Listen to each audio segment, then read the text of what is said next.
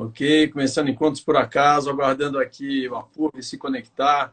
Hey, my friend, Hey, how are you? good. How are you, João? Good, very good. So we already have our friend JP over here. Awesome, awesome. Yeah, Thanks for first, joining me. first, first line, The first first, line. the first supporter always, right? That's right. Yeah, Alice, we must have our CEO here, right? So Exactly. it's a most, right? It is a must. I feel supported now that JP's here. Good. Yes, I feel the same way. Yeah, I feel the same way. So, just waiting for some more people to come in. So, my friend Tadeu is just here. Um, my Xará João is here as well. Fernanda is here with us as well. So, just a little bit. So are you at home today, Apoorv? Yes, João. At home for the past 3 months, right? I think That, that's everyone's right. pretty much quarantined for the past 2 months. But it's how is it reopening there in Toronto? Well, Canada's done a pretty good job of bringing down the COVID rates. So the country's starting to reopen now, but I think it's still another another month or two before it starts to get normal. Right, that's right. So Yeah. same in São Paulo. So everybody really cautious about that. So our president just informed he got the COVID-19. Really? He just tested positive. Yeah, Wow. Okay. it's interesting. So, but I mean, hope he's okay. But all right, you can start our talk. All right. So So yeah, thank you very much, Apoorv, for being with us today. So Apoorv is Chief Product Officer for Vi. He's gonna tell a little bit of this story for us. And thank you very yeah, much. I thanks for know having me here, John. Yep. I just want to start to talking a little bit about your career. I know Okay. you are in Toronto, but I know that you are fluent in India as well. Where did you learn that? In English. Well, I grew up. Hindi, Oh, Hindi, Hindi. right? Yes, yeah, Hindi. So, I can speak Hindi fluently, English, bit of French, picked up a bit of Portuguese while I was in Brazil. So, Hindi's my native tongue, right? My background's from India. That's where my parents are from. So yeah, it always helps to speak languages of two of the fastest developing countries in the world. So I'm glad I had the opportunity to pick up a bit of Portuguese on the way as well, and get a Great. chance to be in the culture in Brazil. Next time gonna do that is in Portuguese, right? For sure. We'll give it a try. So I didn't know you speak French as well. So good. Yeah. So it's Yeah. interesting. So tell us about your career. How you ended up in Toronto? Yeah. So, I was brought up in Toronto. I grew up here, went to business school, and, like most of my friends, our business school was very focused on investment banking and consulting. So I always thought I was going to go into management consulting or banking, but kind of fell in love with startups and Silicon Valley in 2011. This was a time when, Uber and all these companies were starting to take off, and people were really starting to use all these apps on their smartphone. Um, and I guess my journey kind of started with all of this when I graduated. I felt that having business degree or skills wasn't enough, and I wanted to learn to program. Right? I was like, I feel very weak when I'm in front of entrepreneurs that can program and are very technically savvy. So that's when I kind of decided to go out and find out ways to learn to program. And back in 2011, the only ways to do that was to go to a 4-year program, right? To go to a university or college, spend another 4 years, and learn to program. And that for me, I was like, I'm not going to stay in school for this long, right? So decided to fly to San Francisco, where I found this new concept. It was called Dev Bootcamp at the time. And Hmm. basically, what Dev Bootcamp was doing was they were accelerating. So they called themselves a 9-week bootcamp. So they said in 9 weeks, they can teach you the basics of programming and get you a job at Facebook, LinkedIn, or Twitter at one of these big tech Good. companies. And I said, okay, this sounds great. I don't have to spend 4 years. I can just take this 10-week course and start programming. Um, Flew there and I realized I was too young. So the owner of the business said, "Hey, Purv, you're too young for this. Our average age of students coming in is 26, 27." And I was 21 at the time. which was very exciting for me. I was like, hey, I just took a flight, I flew here, and I thought, Silicon Valley is for everyone. There's no age barriers here. So anyways, I was disappointed, flew back and started thinking, I was like, why can't I have the same thing in Toronto, in Canada, right? Why can't, because for me, education has always been outdated, right? The entire university system and the way education has been, hasn't changed since the Industrial Revolution, right? It's the same, when you think about education in general, it's everyone goes to school for the same thing, right? Everyone's learning physics, biology, English, math, right? It was all built to have the same kind of people graduate. And based on where the world's headed today, we don't need individuals that are, we don't need the same kind of people graduating. We need people with different skills. We need creative individuals. Anyway, so I said, why can't we have the same thing in Toronto? So came back, and one of my friends was a senior developer here, and we ended up launching a similar product as that Bootcamp, right? We launched Canada's first coding bootcamp here. And, to our surprise, it took off. Within the first 2 months, we had more students than we can take in. Really? Right? Yeah. I didn't know that. Yeah, there was a very big demand for people that wanted to get into tech. They wanted to learn to program, and they didn't want to spend 4 years, right? 4 years, and you're also talking about a lot of money. That's right. Average that's the word. That's right. Exactly. Average university tuition in the US or Canada, you're talking about $80,000 plus. So anyways, when we got back, we launched here. We had a huge lineup. To our surprise, within 2 months, we were off the ground. And from there on, it was just, it was an upward trajectory. We launched, we started talking to a lot of tech companies in Toronto and Vancouver, which are kind of the two main tech hubs in Canada. And we found out that there was a lot of demand for like design, right? Product design, product management, digital marketing, data science. And over the next basically 5 years, we ended up launching multiple full-time courses. We expanded to New York. We also expanded to Costa Rica, and we're currently in London, England as well. So yeah, it was a 4 or 5 year trajectory, and then in 2016 it was bought out.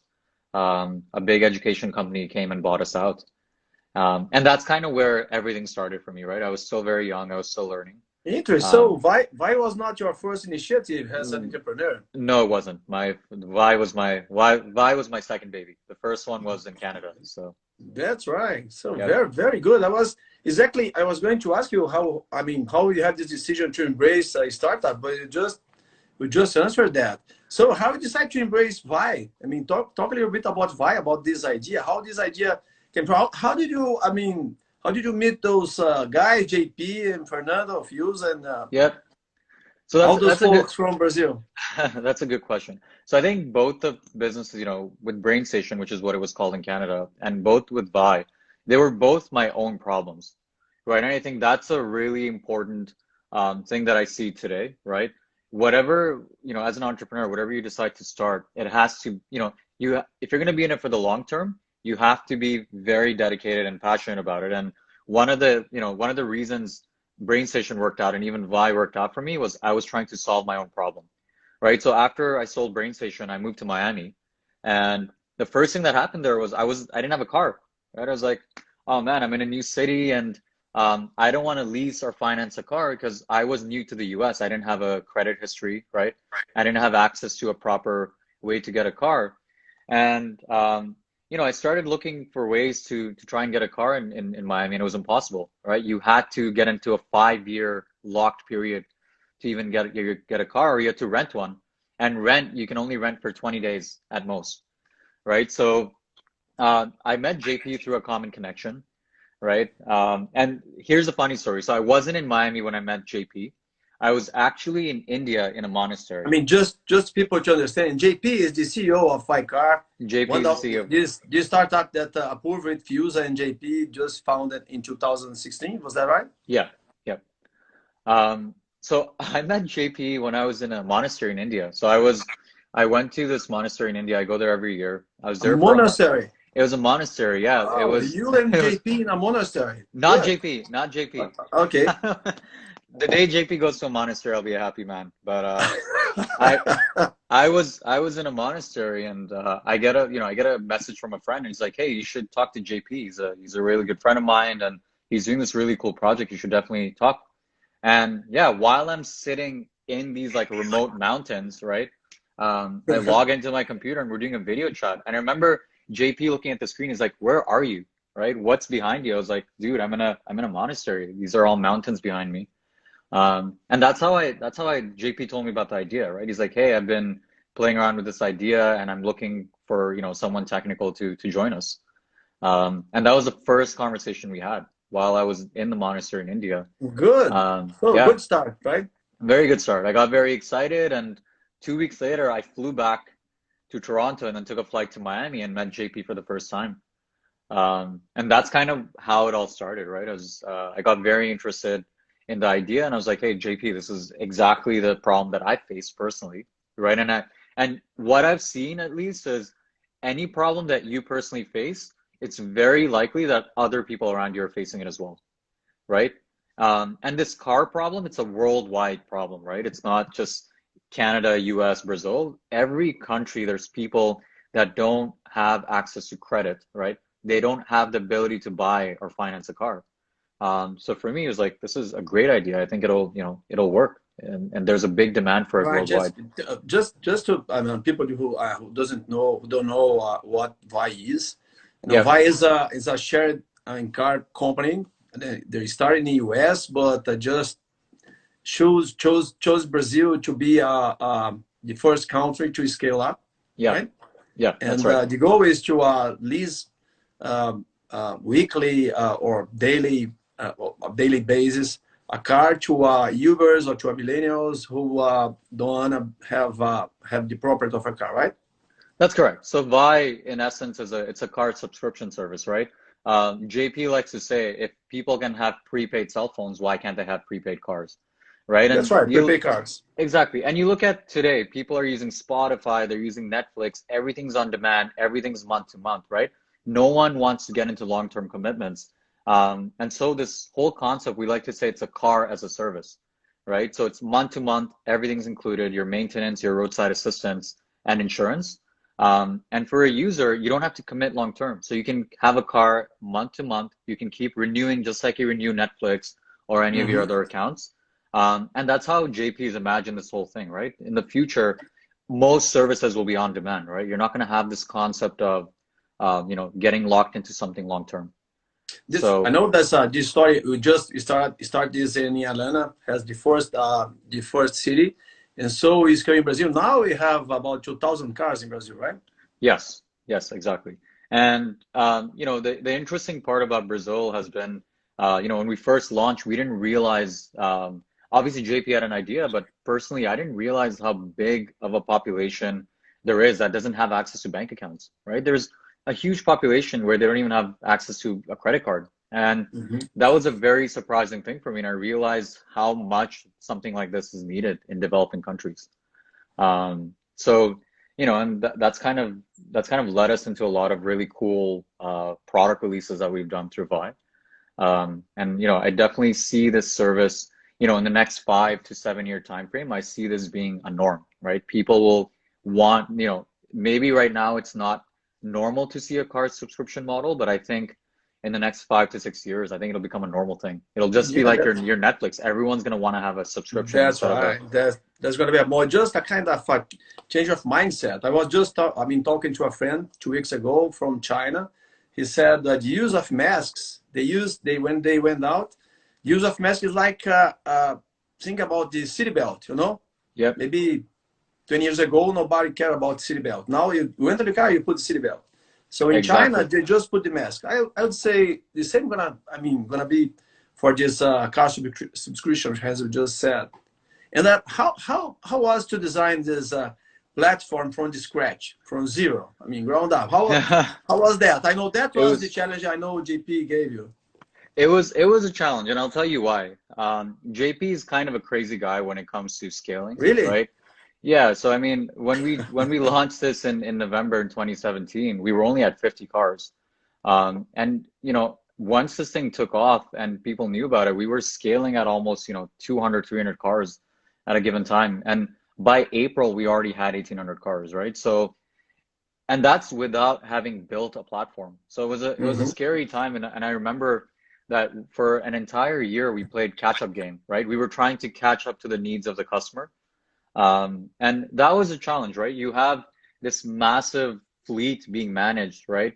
And there's so many demands from the customers. Small things like traffic tickets. How do you manage if a customer is speeding and they get a traffic ticket? What happens if someone gets into an accident, right? What happens if someone's using a fraudulent credit card, or it's a person that wants to see? There were so many of these situations that came up while we were there. So I think for almost 2 years, we played a catch-up game as a team. We said, okay, how do we put out this fire? How do we put out that fire?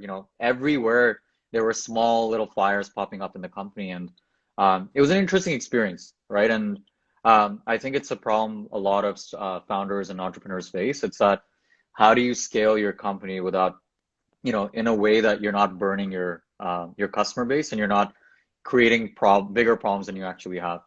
So, I always tell JP, if I can rewind back, I would have spent 5 or 6 months building the platform and staying at maybe 50 to 100 customers, and then scaling to, 1,800, 2,000, 3,000 cars. Because that way, you're creating a small fire and you know that it's a contained fire, right? The way I like to describe most product teams and companies is it's a wildfire. You create a small fire and it just spreads uncontrollably, and you're trying to put out those fires so that it doesn't get out of control. Right. So, whenever I think about what could we have done differently, I always say, I wish we had started in a very controlled manner and then scaled so that we had control over how the company was scaling. Right. But you have been, you have been using this platform in Brazil, but in fact, you have built that to be used globally, right? So we can go Correct. to another markets, as JP is just planning as next step. Yeah, so this platform's scalable in any country, right? It's API first, and what that means is it's in and out of information. So it's not, we haven't built a system so that it's restricted to Vive. Someone in Mexico can, take this platform and launch a car subscription service, right? Someone in Japan, any country can take this kind of model and launch it. It's a matter of laws and regulations in the country, right? So every country has their own insurance laws, right? Right. Every country has their own laws in terms of leasing and financing cars. And that's kind of the main barrier, right? Once you pass that barrier, it's the exact same thing that we've been doing in Brazil. And how was the challenge to have those teams spread out in Canada, in Brazil, and India, right? Just is in Canada as well, right? Yeah. So we have, initially we had teams in Sao Paulo, Miami, Toronto, and partly in India as well. So it was definitely a challenge. First of all, the time zones, right? Language barrier, and I would say there's a cultural barrier as well, right? And when I say cultural, Bruno is also watching us here. Bruno's here. Bruno's our product manager. Yeah. So I think cultural barrier was the most interesting one for me, right? Every country, every culture has their own way of working, right? And what I've found is, and this is interesting, and I've spoken to JP about this as well. When you hire someone in the US, right? You hire a developer, it's like their culture there is like go, go, go. They never turn off. Right? There's no concept of, okay, at 5 o'clock, I'm going to end work and relax and take time off with my family.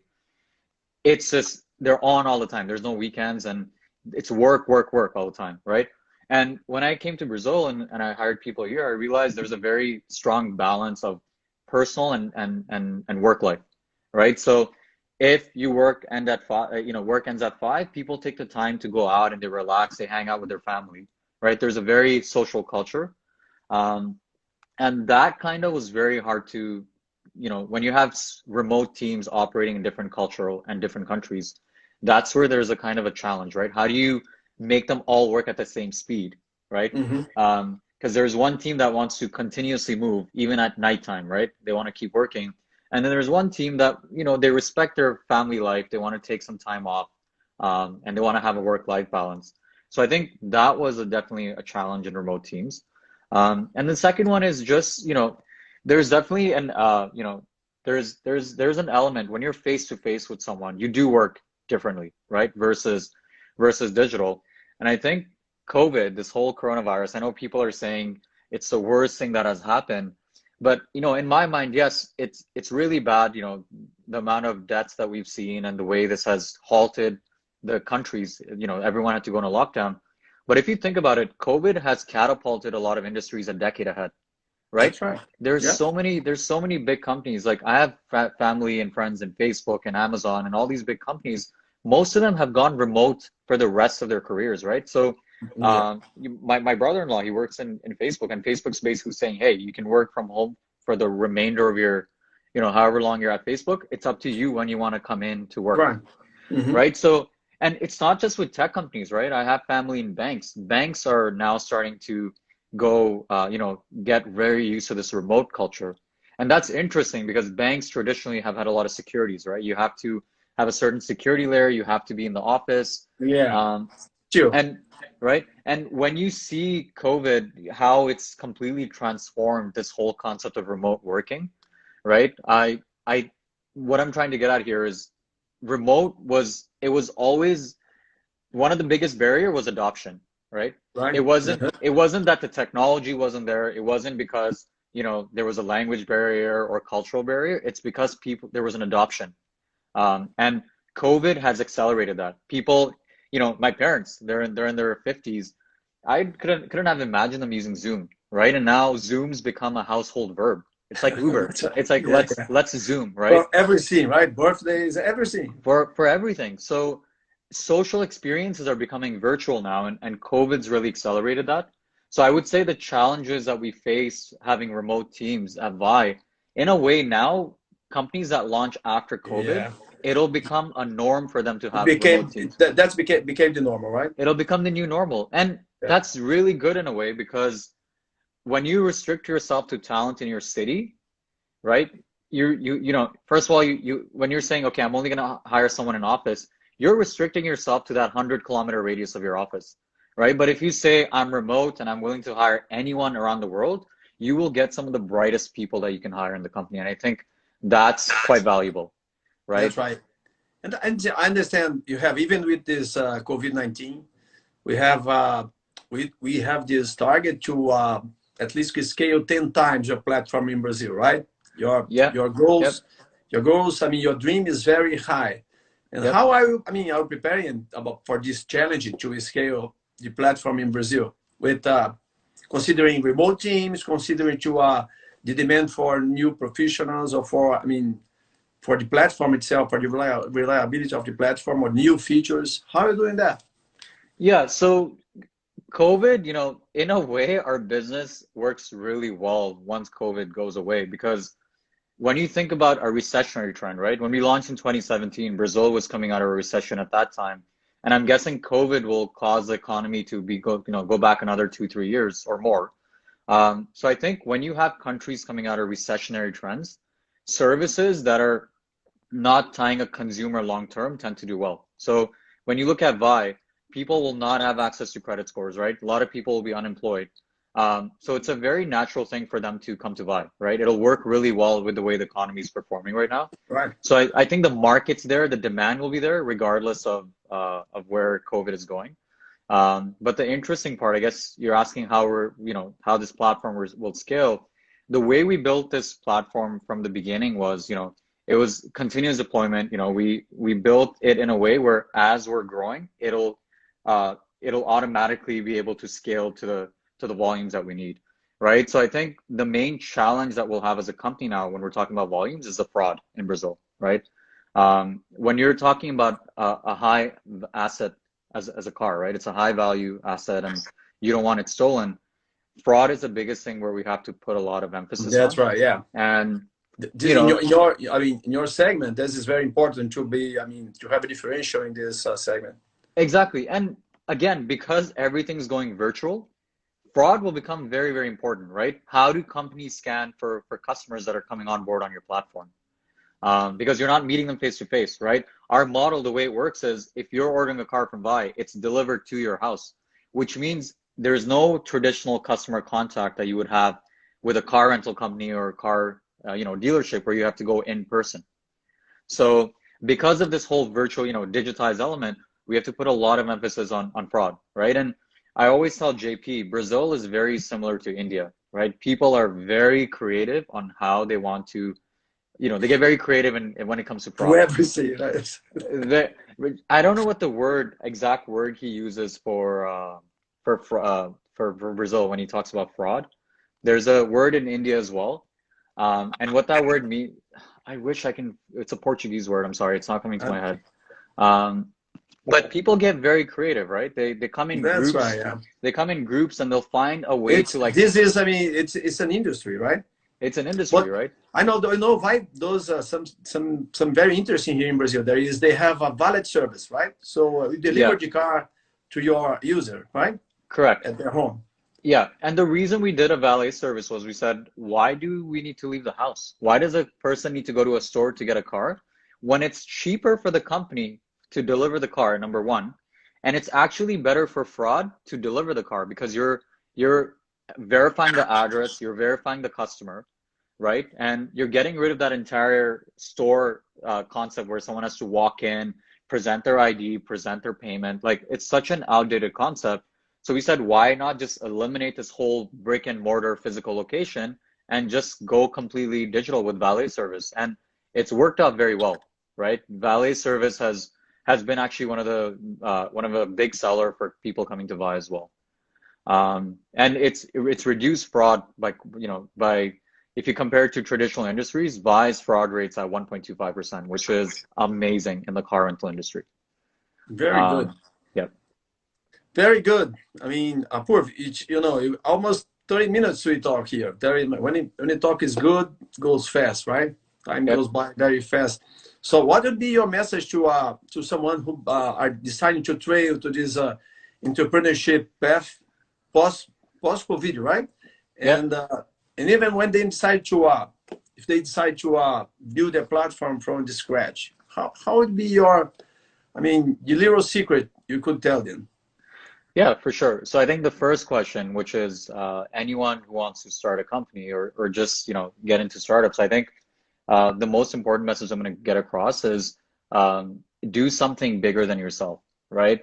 And what I mean by that is I meet a lot of people who are financially motivated, which is great, right? Everyone wants to be financially stable. But if whatever you're trying to do is motivated by money and not by something that's bigger than yourself, right? So maybe you want to solve a problem, right? With JP, he wanted to make in Brazil. He didn't like the fact that there were people, without bank accounts or financial services that were just left aside by all the big companies. So there's a very big value prop. There's a mission, right? There's something that's burning that you want to solve. I think that's really important because it's, just like, how when you go to the gym, you see people with like great bodies and like six-pack abs, and you're like, oh, that looks great. And it's very common for everyone to see results, right? So whenever I think about startups, I think people look at the big valuations and the buyouts and all these really fancy news articles that are floating around. But end of the day, you have to realize that there is so many bad rainy days that happen in this journey that if you're not in it for the right reason, you're gonna burn out very, very quickly, right? JP and I and Fernando, like everyone, we worked until 11 p.m., 12 a.m., 1 a.m., multiple nights, right? And when you're driven by something that you want to solve and it's more than yourself, it's more than about money, it's something bigger, then those hours don't feel like work, right? They just fly by. You're very motivated, you're charged up. So what I'm trying to say is, if you're starting something, just make sure it's something bigger than yourself. It's something that you're passionate about and you're trying to solve a problem, right? And that problem can be something you're experiencing. But just not be, don't be motivated financially because that's going to come crashing very quickly. So that's the first message. Now, the second question you asked me was, how would you go about a platform? If you're building any company, right? Whether you're building a SaaS company or whatever area you're getting into, you're going to build your technology from the ground up. I would say the most important thing, and this is something Y Combinator, Paul Graham says this all the time, start the fire small, right? So whenever you're starting something, do everything manually, right? So with Vi, initially when we started, we were doing a lot of the things manually. We were taking the reservations, the payments. We were swiping credit cards or taking payments manually through a POS machine. And while that may look weird, it's like, oh, you're a tech company. Why are you doing things manually? The reason that's important is a lot of the things that you're going to build in your platform or the technology you will build, you can only verify or validate them if you know that how they work manually, right? So do things small, do them manually first, and then think about how you're going to build that specific manual feature out in terms of technology, right?